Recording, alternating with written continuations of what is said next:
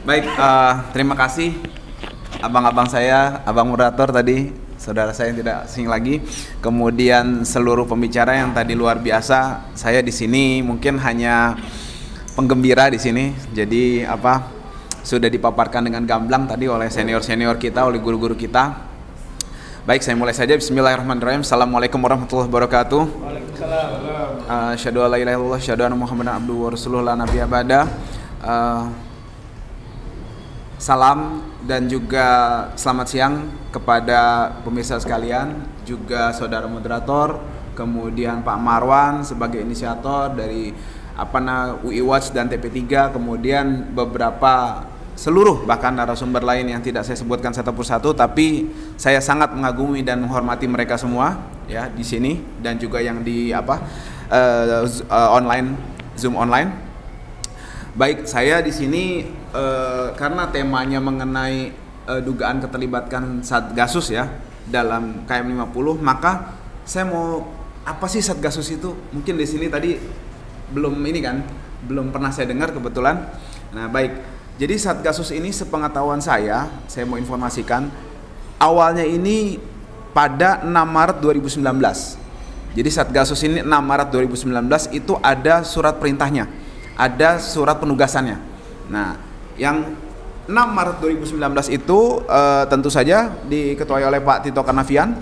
Nah, jumlahnya ada 275 orang. Dan ini tidak bahasanya apa ya? Ini acak. Jadi ada dari Polda, ada dari Mabes, ada dari Densus, ada dari berbagai Polda gitu kan. Macam-macam gitu kan. Jadi memang ini tidak khusus satu satuan gitu, tapi ini banyak gitu. Kemudian diperbaharui tanda petik ya gitu, mungkin boleh saya katakan demikian, pada 20 Mei 2020. Nah, 20 Mei 2020 jumlahnya juga bertambah, pemirsa sekalian. Jumlahnya menjadi 369 orang.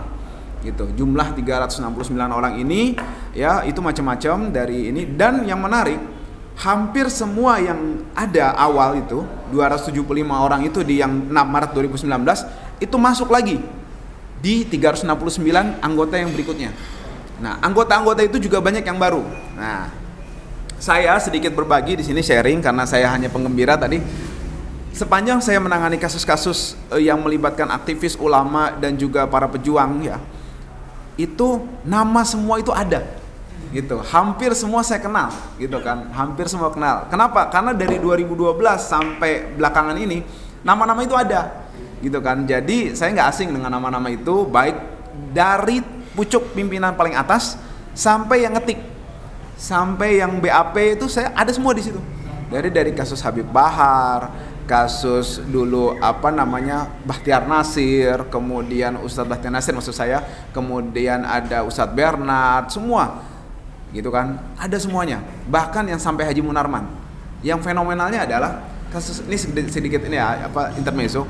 Kasus Haji Munarman ini kan kasus terorisme ya, harusnya kan hampir semua, harusnya seluruhnya itu kan orang Densus kan gitu, karena terorisme. Menariknya di sprint yang saya baca waktu penugasan untuk pemeriksaan itu banyak orang-orang Satgasus yang bukan Densus gitu loh. Ini menarik, sepanjang saya menangani atau berkecimpung di dunia kepengacaraan terkait dengan terorisme, baru kali ini saya temukan gitu kan, pemeriksaan itu dilakukan oleh bukan pihak dari Densus, baru kali ini gitu kan. Kemudian semua, apalagi kasus Habib Rizik, hampir semua dari awal dulu di Bandung sampai terus banyak berbagai kasus Habib tuh, sepengetahuan saya kasus aktivis dan juga pejuang-pejuang kita itu saya punya catatan kurang lebih hampir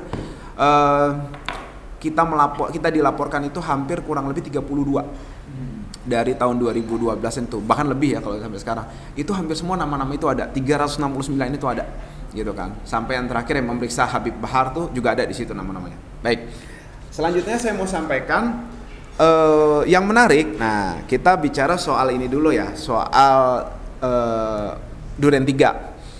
Kasus Duren 3 ini menariknya ada nama di Satgasus itu juga, ada nama dari Nofriansah Joshua. Nofriansah Joshua atau Brigadir Joshua itu ada di nomor 41.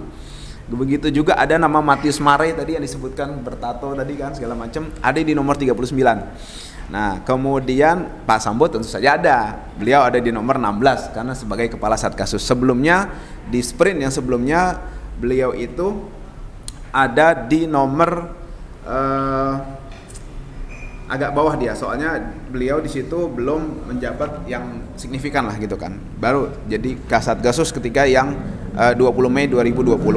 Nah, kemudian ada nama tadi Acai, Bang Acai itu ada, terus Pak Cuk ya itu juga ada gitu kan. Banyak. Jadi yang terlibat di Duren 3 ini hampir semuanya itu ada namanya. Gitu kan. Jadi ada semua nama-namanya gitu kan.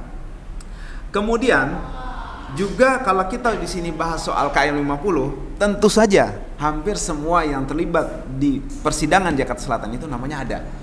Ada Pak, katanya udah almarhum ya, katanya sudah meninggal, Elwira Priadi, ada di nomor 131, kemudian di nomor yang baru di Setian 2020 dia nomor 282. Ada Yusmin Ohorela di nomor 283 di yang baru, yang lama juga ada.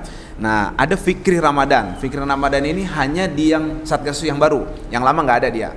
Guntur Pamungkas ada juga nomor 285. Kemudian Harun ada juga gitu. Kemudian Handik Zusen ada juga. Resa Marasabesi ada juga. Nah, artinya kalau kita mau menyambungkan dengan tema acara ini, ya ada hubungannya gitu. Saya mau mencoba menyambungkan dulu nih gitu kan. Nah, kemudian setelah itu Pak Fadil Imran tentu saja ada gitu kan. Karena beliau dulu Katim Medsos dan Perbankan. Nah, tapi saat ini beliau jadi waktu itu yang terakhir 20 jadi penasehat. Gitu, penasehat atau pelindung gitu. Nah, kemudian saya lanjut lagi ya. Apa sih yang bisa jadi benang merah nih? Ya, dari 3 kasus fenomenal yang belakangan ini. Apa itu? Yang pertama KM 50, yang kedua kasus Kanjuruhan, yang ketiga kasus Duren 3 ini. Nah, ada beberapa hal yang saya cermati di sini. Yang saya cermati adalah yang pertama selalu ada upaya dugaan rekayasa. Gitu kan. Upaya dugaan rekayasa ini penting karena dari Duren 3 kita lihat di dakwaan kemarin ada tembak-tembakan kan, yang di Karang tuh kan, yang ditembakkan ke mana-mana gitu kan, ke tembok. Kemudian kasus KM 50 ada tuduhan tembak menembak gitu kan, tuduhan tembak menembak ke mobil. Yang saya bisa buktikan yang kasus KM 50 ya, bahwa mereka membuatnya itu statementnya berubah-ubah. Nah, kenapa saya singgung ini? Karena saya bicara rekayasa. Rekayasa itu adalah kalau kita mau tahu sesuatu rekayasa atau bukan, sederhana. Berubah-ubah nggak? Gitu aja. Contoh di sini. Abang kita pakai peci warna coklat, ya, moderator yang ganteng ini. Saya mau tanya, apa sedunia ini ada yang ngomong abang kita ini pecinya warna merah? Gak mungkin ada, kecuali dia buta warna kan. Artinya ketika ini berubah-ubah, ketika saya bilang warnanya coklat, Pak Wirawan bilang warnanya merah, Pak Marwan bilang warnanya putih, Pak Fadila bilang warnanya abu-abu, berubah-ubah. Berarti peristiwa itu sebenarnya nggak pernah ada. Ini nggak pernah ada nih. Ini nggak pernah ada, gitu loh. Nah, begitu juga tadi yang saya katakan. Kalau berubah-ubah, maka bisa dipastikan atau diduga dipastikan bahwa peristiwa itu nggak pernah ada.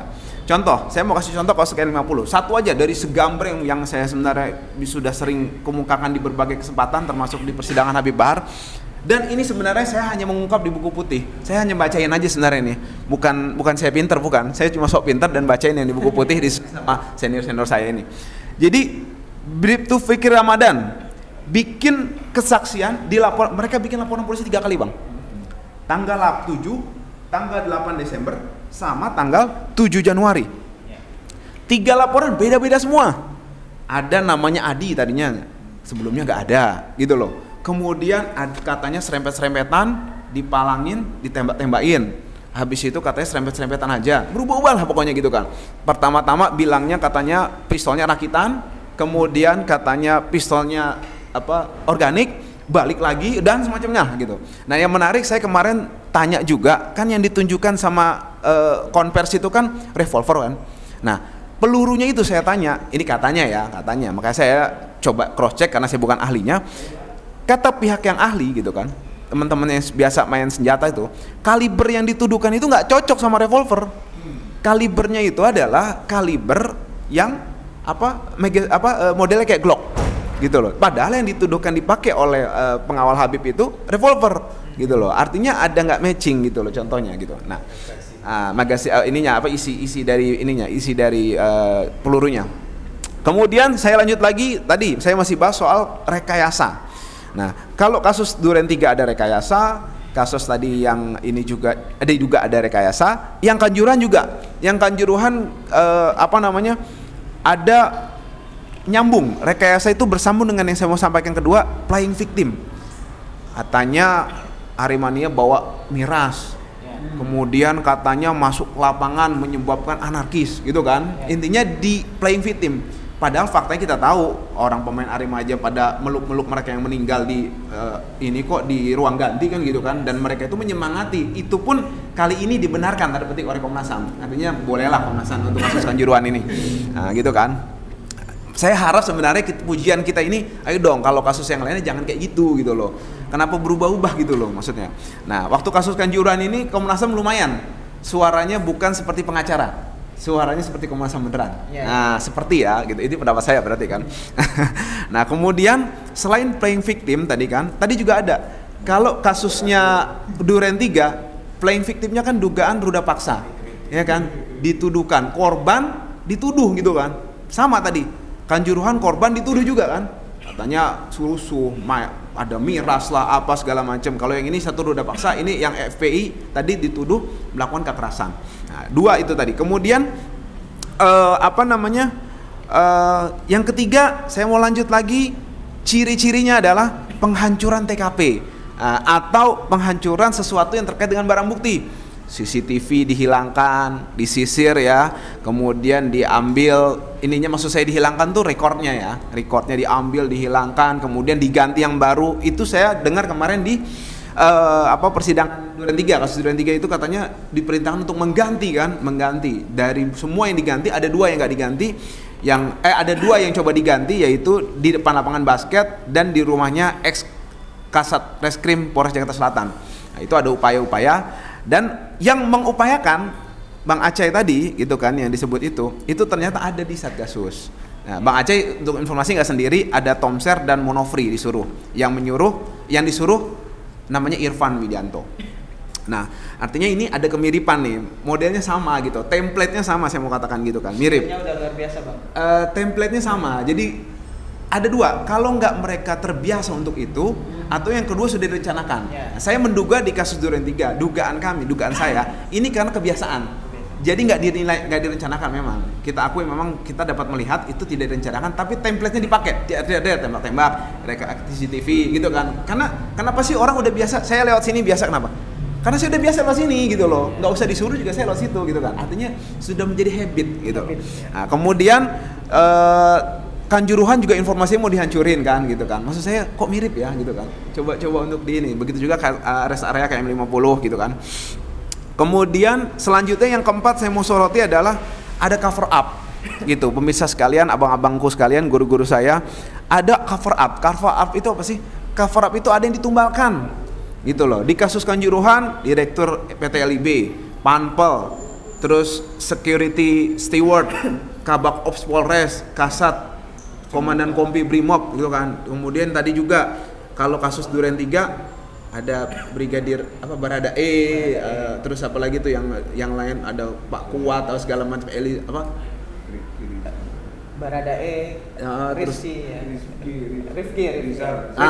Iya, jadi ada ini juga ada minimal kalau nggak kita tumbalkan, kita nyeret-nyeret orang gitu loh maksudnya. Ini mirip gitu loh kan maksud saya. Jadi kayak nggak mau sendiri gitu kan.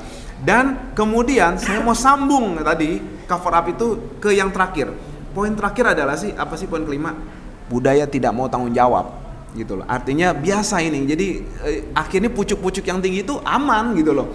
Padahal kita tahu ketika terjadi hal-hal yang demikian harusnya ada pertanggungjawaban kan.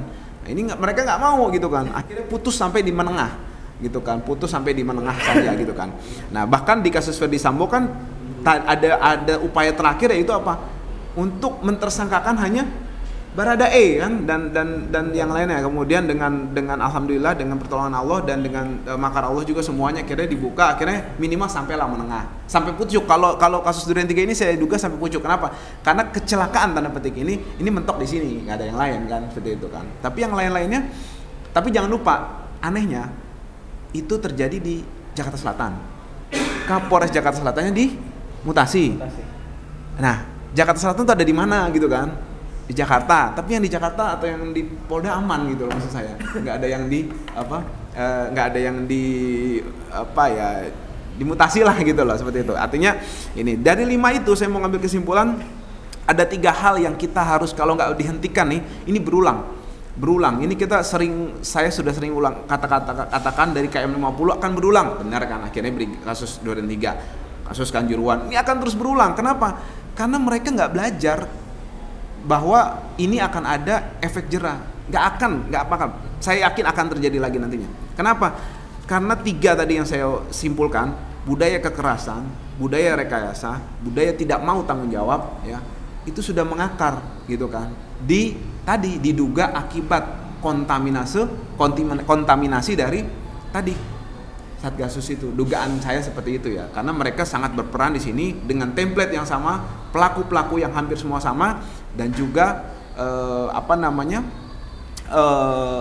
skenario yang mirip lah gitu kan. Tapi ingat, mereka ini sekali lagi Satgasus ini adalah alat gitu kan, alat dari penegak hukum gitu kan, yang bisa digerakkan oleh pihak manapun gitu kan, yang memang berkepentingan dan punya wewenang ya gitu kan. Makanya saya sependapat dengan senior saya Pak Wirawan dan juga senior saya lainnya bahwa ini bukan serta-merta salah mutlak dari pihak kepolisian gitu. Kenapa? Karena kami menduga ini ada keterlibatan pihak lain. Kenapa? Karena kalau kepolisian itu nggak seperti ini mekanismenya. Kalau kepolisian itu ketika ada terjadi peristiwa tindak pidana, maka mereka polis lain.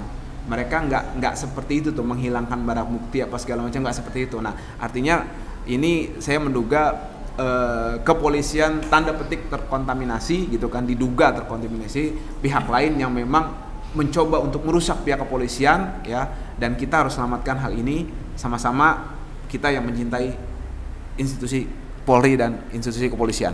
Demikian Pak, singkatnya, lebih kurang minta maaf. Wabillahi taufiq wal hidayah. Assalamualaikum warahmatullahi wabarakatuh. Waalaikumsalam warahmatullahi wabarakatuh.